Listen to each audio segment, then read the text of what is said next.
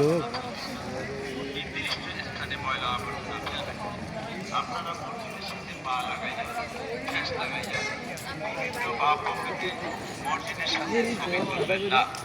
সম্মানিত মহিলা দর্শনার্থীবৃন্দ, আপনাদেরকে জানানো যাচ্ছে যে আপনারা এই মসজিদ ক্যাম্পাসে এলোমেলো ভাবে হাঁটাচলা করবেন না, মসজিদ পরিদর্শন করবেন, পর্দা খেলাধুলার আয়োজন করবেন না,